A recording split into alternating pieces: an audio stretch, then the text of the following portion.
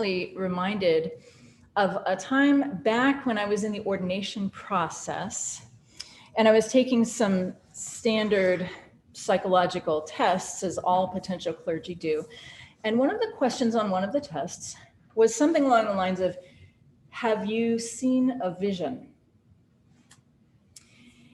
Now, I'm not a psychologist. I've never had any of that training, but it seems to me that the question may be intended to learn if a person has hallucinations. It seems to me that the right answer, would be no. I am firmly grounded in reality, no visions. But I had to fill in the bubble for yes.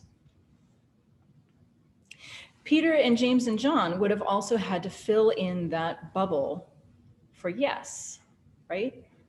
Jesus brings them up the high mountain, just the four of them. And I imagine it may have taken the better part of a day to make that climb. They were probably tired.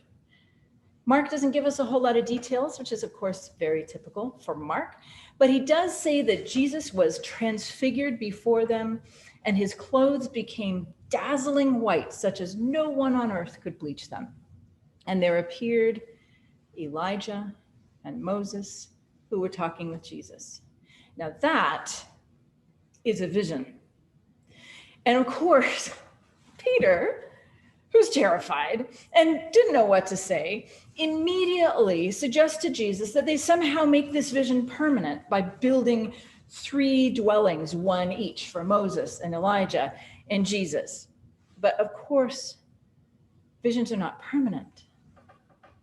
The cloud came and overshadowed them, and they couldn't see anything anymore, but instead heard a voice. This is my son, the beloved, listen to him.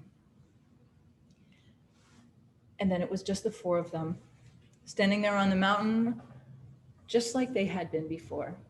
They went back down the mountain together, and Jesus told them not to tell anyone about what they had seen. But of course, the vision stayed with them. Visions do that. When you see something that God is showing you, you don't forget it, and it changed them. From that moment on, they had seen a piece of God's truth. They had seen as God sees. And it brought them a little closer to God, a little closer to Jesus. Elisha saw a vision too, right? In our first reading. And I just love that story because Elisha is so stubborn about following Elijah all the way up to his last moments. 3 separate times, Elijah says to Elisha, stay, right? Don't come with me anymore. And 3 times, Elisha tells Elijah, I will not leave you. And every single time, there's a company of prophets. And the first 2 sets of prophets tell Elisha that Elijah will be taken by God on that same day, and Elisha tells them to hush because he already knows. And then the 3rd set of prophets, they just kind of stand there and watch. And they see Elijah take his mantle and use it to strike the water of the River Jordan so that the water parts, and Elijah and Elisha walk through on dry ground. If that sounds familiar, it's supposed to. Once they're on the other side together, just the 2 of them, Elijah and Elisha, Elijah finally just like faces Elisha and says, okay, what is it that you want? Elisha tells Elijah that he wants to inherit a double share of Elijah's spirit. And that's not really something that we understand very much. Like that doesn't make a lot of sense to us, but basically it amounts to Elisha wanting to inherit the power that Elijah has.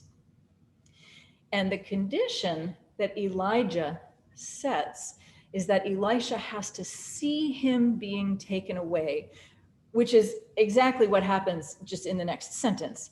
Elisha sees the chariot of fire and the horses of fire separating him from Elijah, and Elijah is taken up in this whirlwind. Just like Peter and James and John, Elisha was changed by his vision. Of course, he had specifically asked Elijah for something.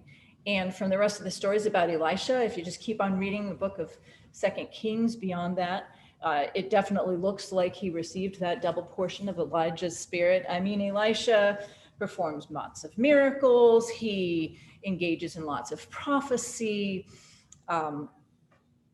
Through his stubbornness at staying with Elijah, he created for himself the opportunity to see that chariot and horses of fire, to see as Elijah was taken up in that whirlwind.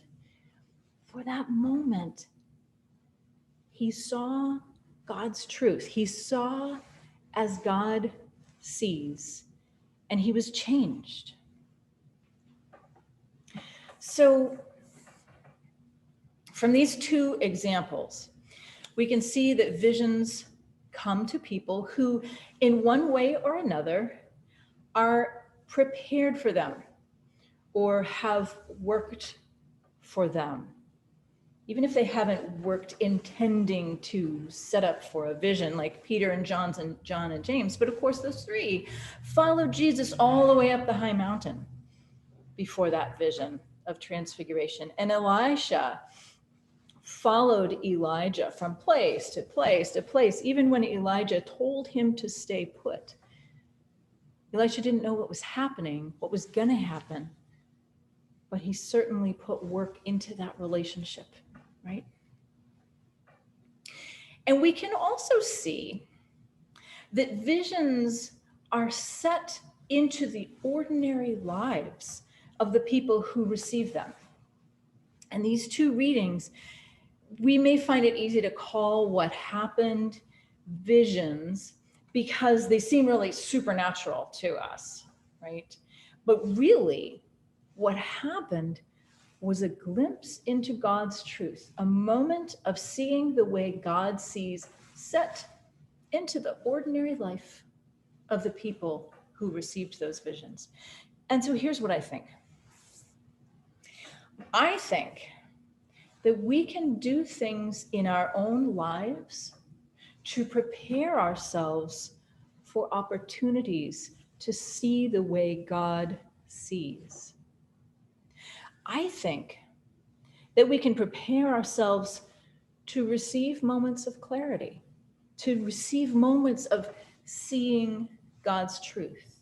And I also think that sometimes we experience these moments in our daily lives, but don't necessarily name them visions because they aren't big dramatic things like chariot and horses of fire or someone's clothes being bleached, dazzling white.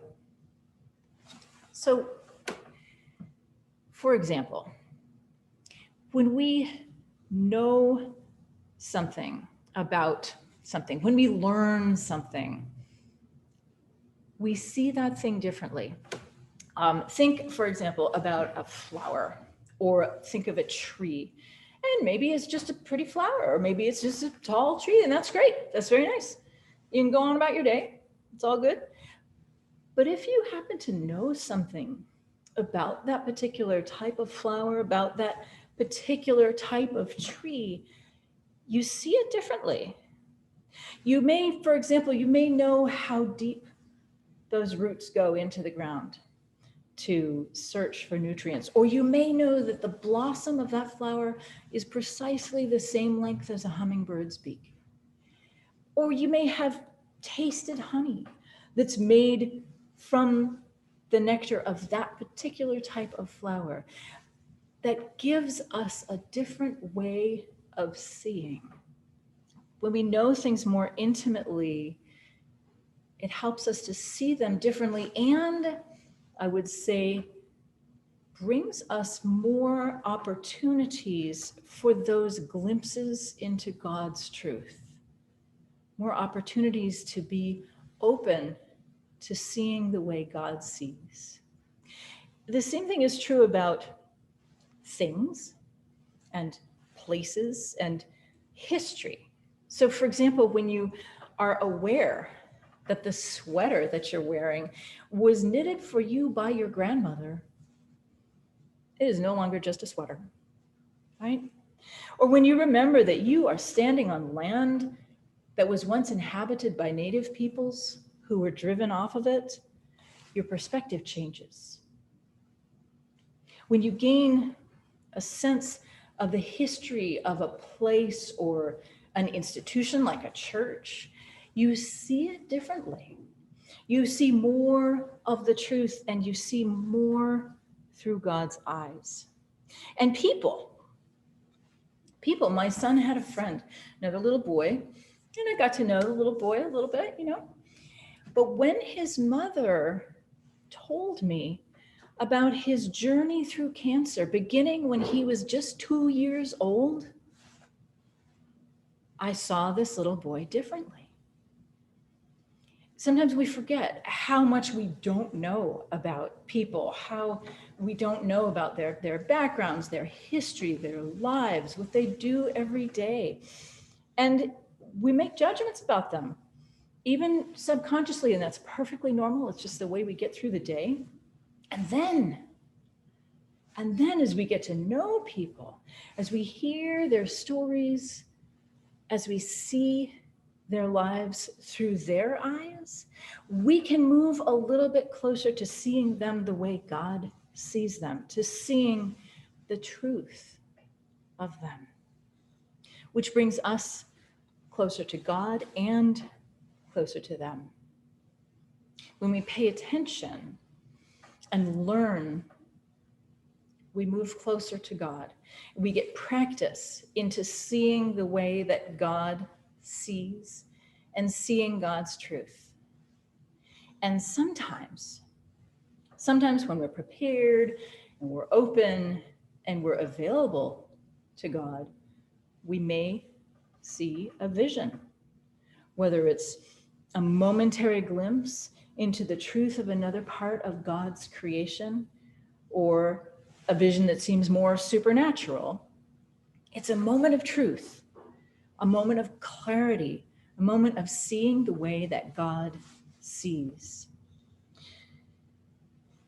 In my experience, that flash of a vision can be a way of knowing something on a deeper level than I knew it before. For instance, I have read lots of spiritual writers who talk about God permeating everything and everyone being connected to one another.